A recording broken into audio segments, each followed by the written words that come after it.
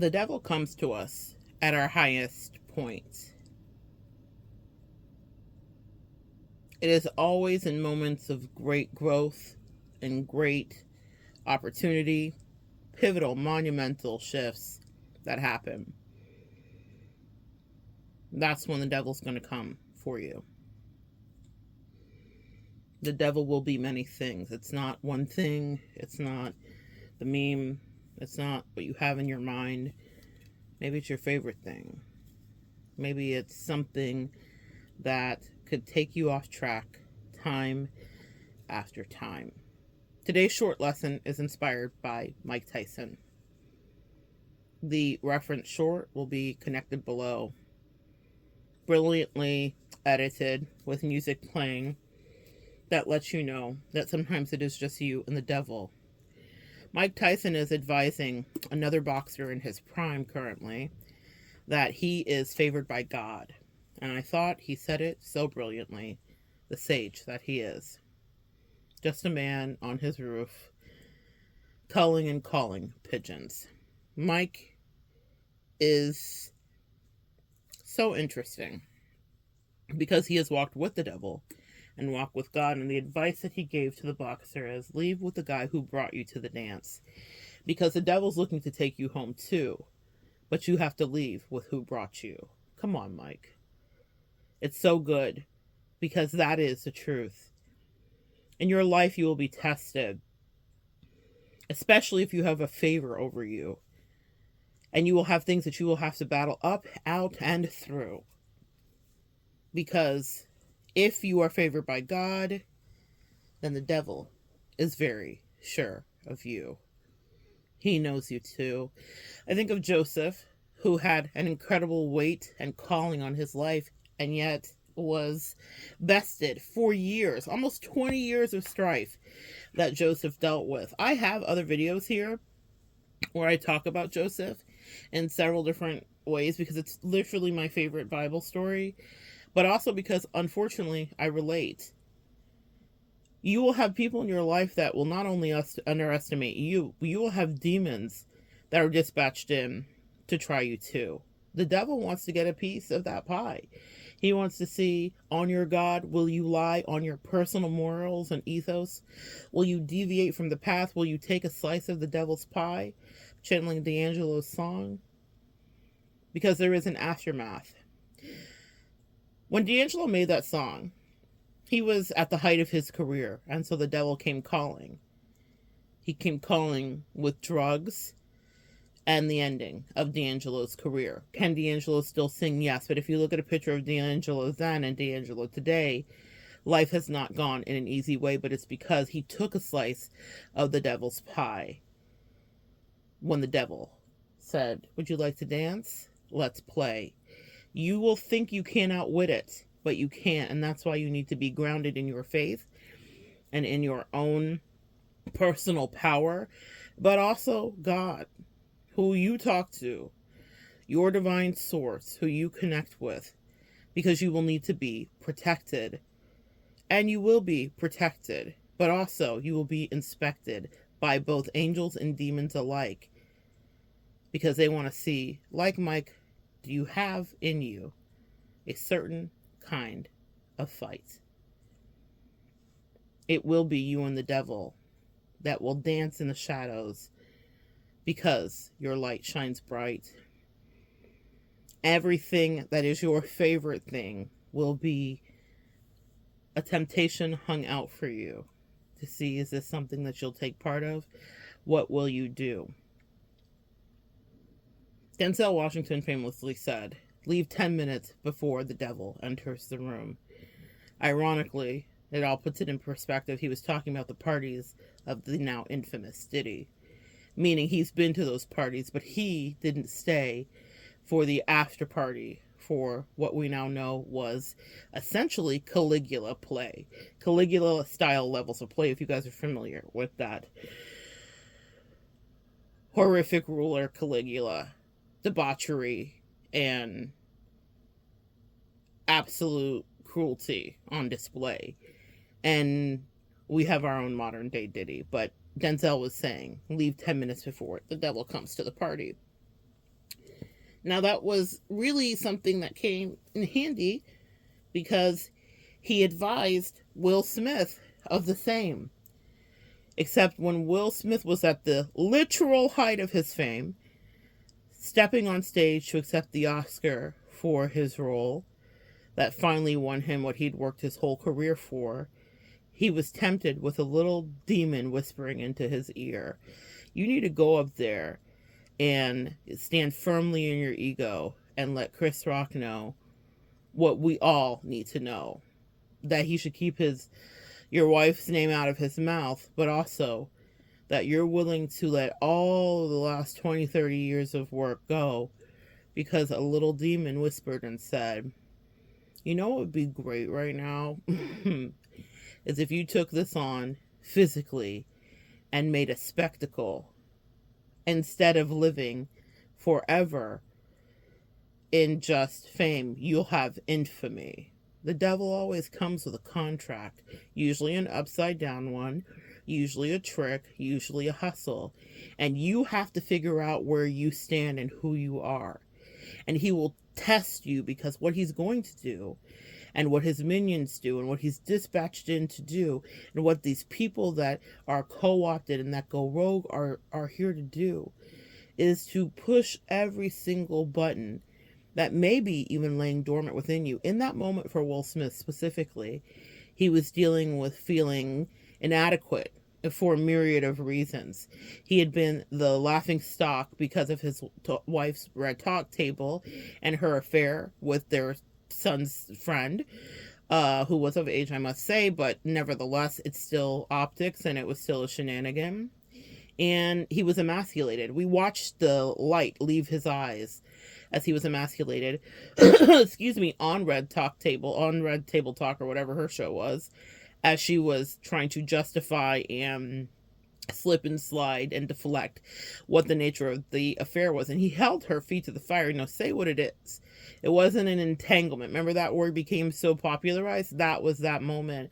But that was the moment the light left his eyes, because he was having to love a woman beyond himself who was always comparing him to other guys, essentially. She was in love with Tupac to this day. She still is, to whatever degree. And ironically, Tupac and her never had a destiny to be together. They had a flash of soulmate connection and energy.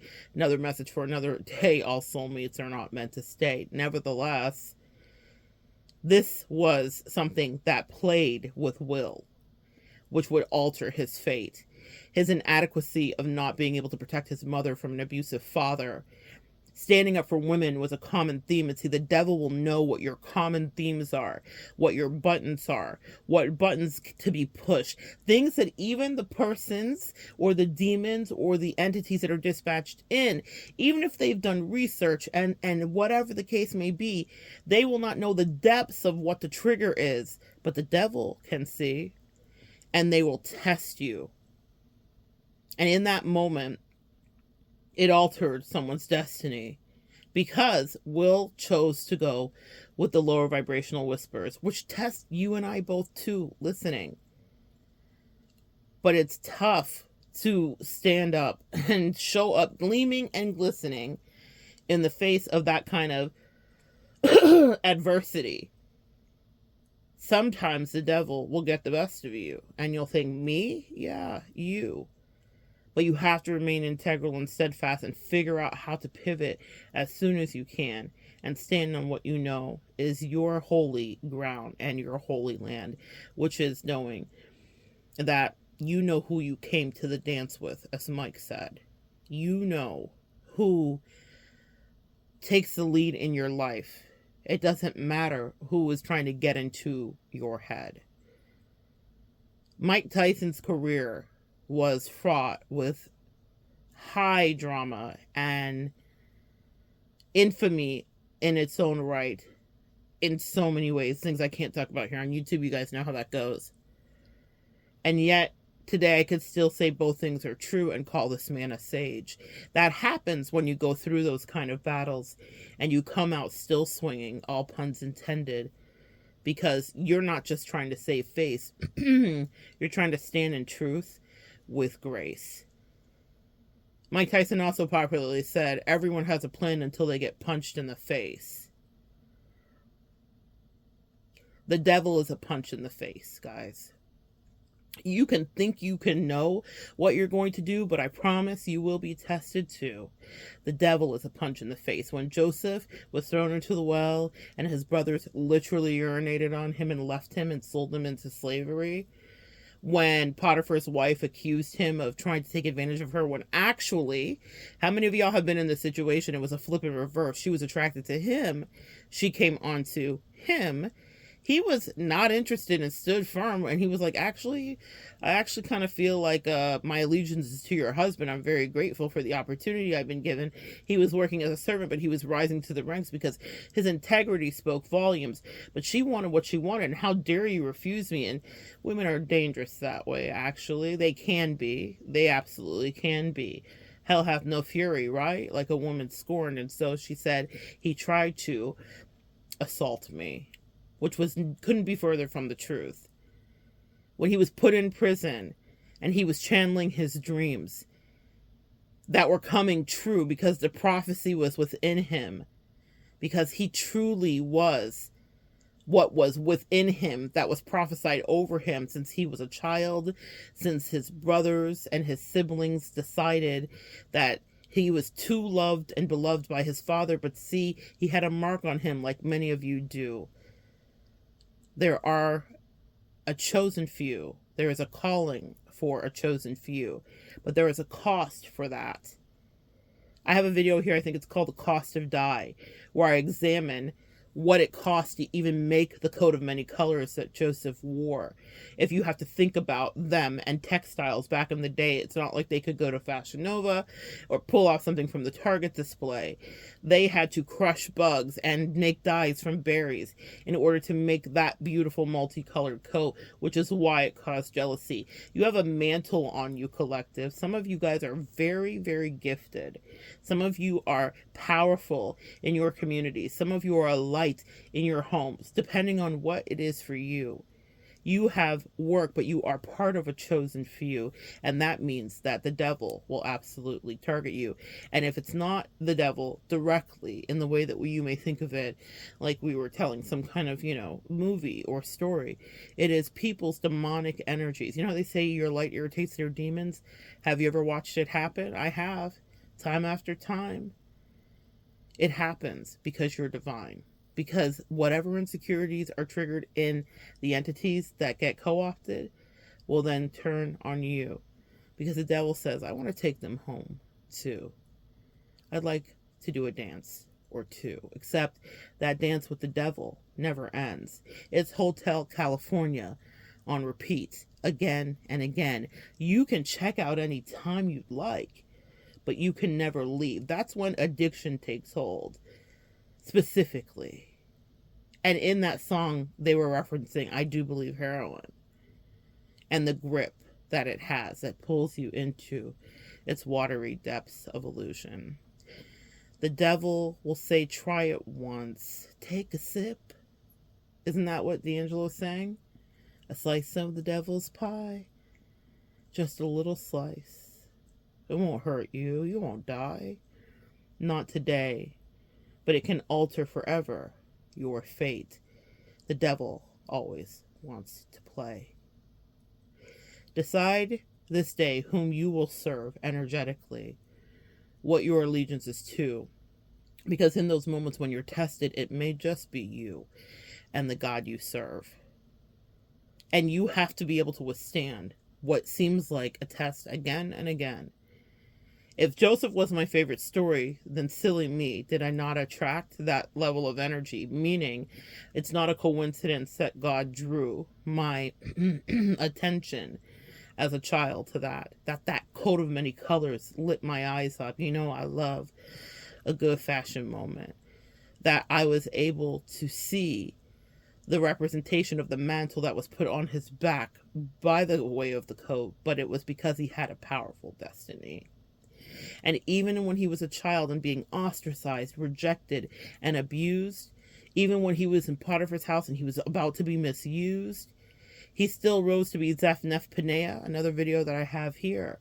That was the name that he took on. And he was no longer Joseph when his past was in the rear, when he bested devil when he didn't dance and take a bite, when he decided instead of being persecuted that he would take flight. He ran away at times. He had to survive, man. He had to survive. And when he stepped into God's plan, after being almost unalived, after being persecuted, after being cast away, Zephnephpaneah was the name that people would have to say. And what it means is the prophecy is fulfilled. You have free will. No one makes you do anything. We can blame devils often. But the truth is, your heart has to harden or soften to be able to hear what God is saying to you, what your angels are saying to you. You have to keep an open heart because you will be tested. You could be tested with bitterness. You could be tested with malaise. You could be tested with lust. You could be tested with poverty. You could be tested with anything that could be a trigger from your childhood. That is what demonic energy is there to do, is to reach into the depths of you with gnarled fingers and pull out the thing that is the most sensitive to you and say, let's see, do you love God today? And if you stand there and you take that punch in the face, there's no plan that you can have after that other than crying out for grace. It doesn't mean just be a victim. That's not what I'm saying. What I'm saying is there will be some things that were designed to shape you so that you evolve, sis, that you evolve, sir, that you actually grow into the person that you were designed and destined to be. If many are called, but few are actually chosen, then won't you fulfill your destiny? And that means you need to go home with who brought you to the dance. Because that salvation, that grace, that intuitive guidance isn't free. Your allegiance will have to be to somebody. A lot of people choose what's easy, the superficial hit. Maybe for them it's finances. Maybe for them it's whatever, gambling, addiction that can pull you into the undertow, and it will never ever let you go. It's never just a slice. It's never just a sip. It's never just one dance. It's the rest of your life, the whole of it, in ways that you could never imagine. One encounter with one person. You know how many people I counsel whose lives, I'm getting a really strong, painful sensation in the right side of my head, masculine energy. You know how many people I've counseled whose lives have been forever altered by being in what I would imagine their masculine energy. Meaning, I want to conquer this, I want to have this, I deserve this. You know, conquistador energy is masculine energy. Feminine energy is receiving.